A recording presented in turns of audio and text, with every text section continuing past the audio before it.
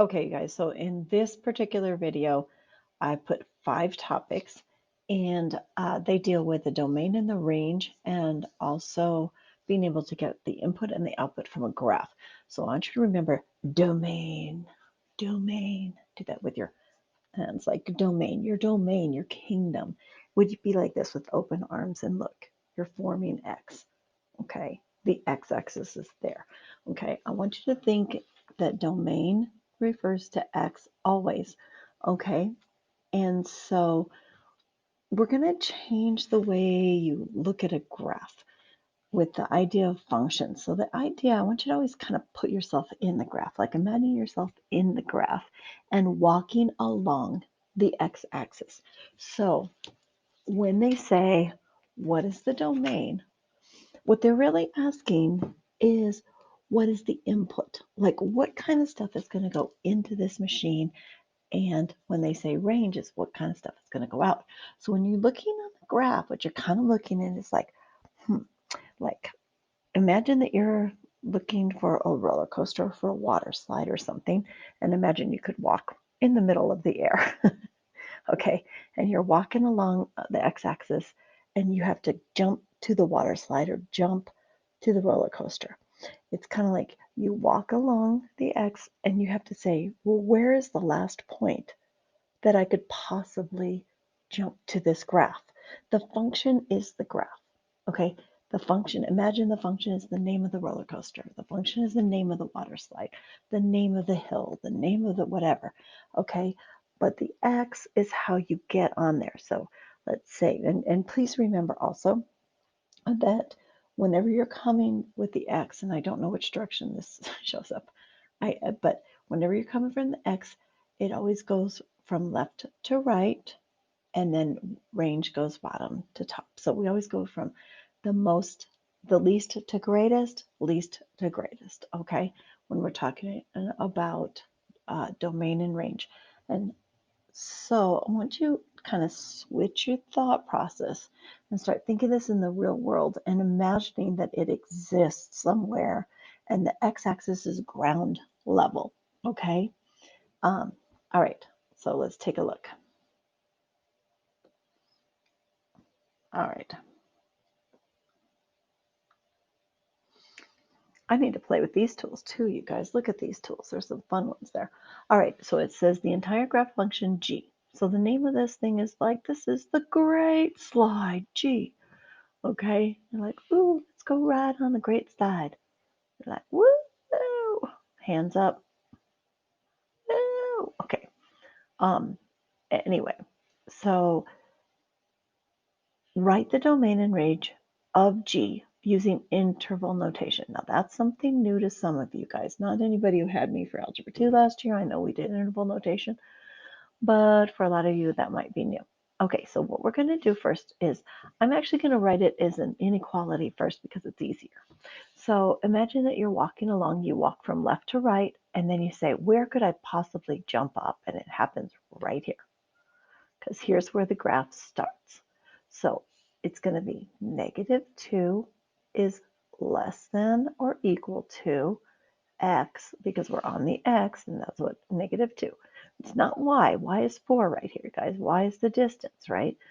And then keep walking, and where do we end up? At 3. Okay, but it's not equal to 3 because there's not a solid dot. So that's the value of our x. Okay, for our range, we're going to go check out the y, and you start walking from the bottom up. Where do we start getting onto this graph? It's right here. Basically, how deep is the hole dug into the ground? And it's -5 less than, actually, y is going to be greater than, sorry. Y is going to be greater than, sorry, I got to write it correctly, and equal to, because it can be. There is a value for -5.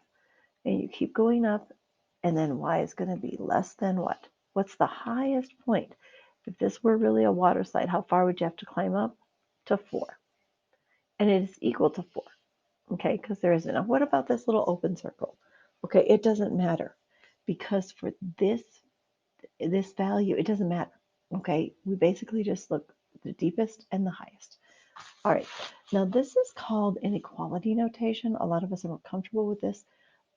Interval notation is, I can't remember if we've learned it in this class, but interval notation is where you use parentheses for unequal. I think we did, and brackets for equal. So it goes from -2, so we put a bracket because it's equal to -2, comma 3, and it's not equal to 3, so we put a parentheses. And I think we put x equals, or the domain equals. We might put domain equals. Okay. Range, let me switch colors.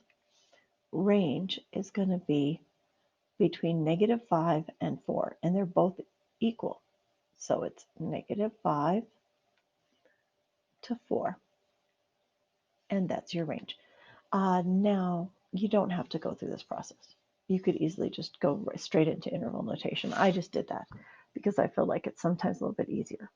All right, let's go to the next one. Okay, domain and range of a discrete relation. I think discrete just means when it's like these dots like this, not continuous. Discrete means, typically discrete just means numbers. So I'm not sure exactly, but I'm pretty sure that's what this means. Okay, the graph of S. So now S just happens to be 4 places that are smacked here on the graph, okay? So the question is, what is the domain? Okay, remember, domain is equal to X, okay? And how are we supposed to do it? Using set notation, okay, not range. I'm thinking that means my inequality, but with a little set thing around it. So we have to look. What is the domain? That's the set. Okay. It could be -2. It's easiest to do this one. Just walk along till you hit it. Okay, we hit it in -2, and then we hit it, get away, at -1. There's the value. And then at 0, there's the value. And at 1.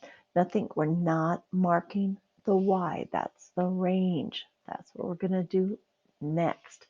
So we start at the bottom, and the first one you hit is at -2. The next one you hit is down at -1. The next one we hit is at 1. And the last one is at 2. Domain and range. Okay, next. Okay, finding the output of a function from its graph. So remember, input, output. Okay, in, out. This is your f of x, your function of x, your y, and this is your x. So when they ask you for the value of the function, or they're asking you for the output, they're asking you for a y. So remember f of x, and this is f of 2. So look, what are they really saying? Let's not do that. What they're saying is x is equal to 2. So we go over here and we walk to 2. Okay, well, there's nothing at 2, obviously, because we're at x. So now we have to say, what is the output? If I put in 2, where's my output to get to the graph? And it's down 2, right here, -2. So the value is -2. To give you some examples, by the way, you would put f of 2 equals -2. What if I did f of 3? Let me ask you that, because this is going to be the thing I would ask in class. What is f of 3? And look right here. Okay, you walk to 3, and then you see where y is, and y is at 2. Okay, what is f of 0? So you go to 0 and you climb, oh, it's 2. Okay, get the idea? F of -1. Figure that out real quick. What is it? Go to -1 on the x, and then jump down to the graph. Okay, get on that graph. Just jump to the graph. It's at -1. Okay. All right, next. Okay, finding inputs and outputs again. Okay, this is the function g. The name of this line is g, and it just looks like a slide. Okay, so you're sliding down. Remember, we don't go this way, we only move this way. That's the way functions go, left to right. All right, it says find one value of x. So what are we looking for? X. We're looking for x. Okay, for in which g of x is equal to -3. So what they're saying is y is equal to -3. What's x? That's what this really means. Okay, so if y is 3, oh, y is -3, that means here's where y is -3. Where do we intersect? Oh, right there. What's my x? 2. Okay, 2, -3. So x is equal to 2. Or you could say g of 2 equals -3. Okay, and then it says find g of -1. Now, in this case, look, they gave you the x. They gave you the x. It's saying x is -1. So you go to -1 and you go, I got to get on the graph. How do I get up to the graph? Okay, how do you get up? You go up 1, 2, 3. There you go. And it equals 3. So it's starting to think a little different. You're like, okay, walk the x, jump to the y. Walk the x, jump to the y. Okay, we got one more here. Okay, take a look. It says the graph of the function is given below. Graph all x, give all x-intercepts and y-intercepts. Okay, remember, words are powerful. Intercepts just means where does it cross the x-axis, and it's right there and right there. So x-intercepts are equal to 0 and 2.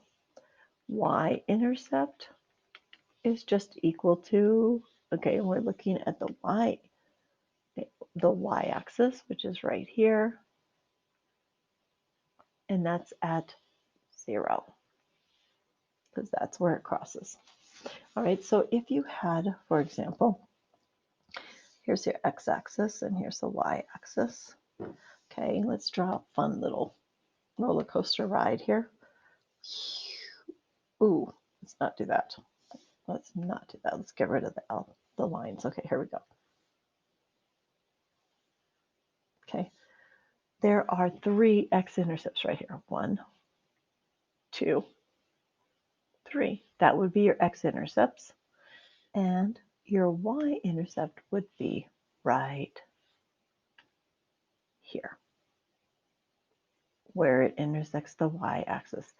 These really are called critical points.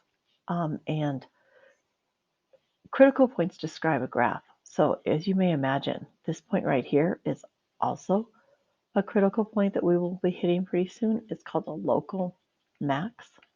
And this is a critical point too, because it's called a local min, local minimum. See, it goes low. All right, that's it for these notes.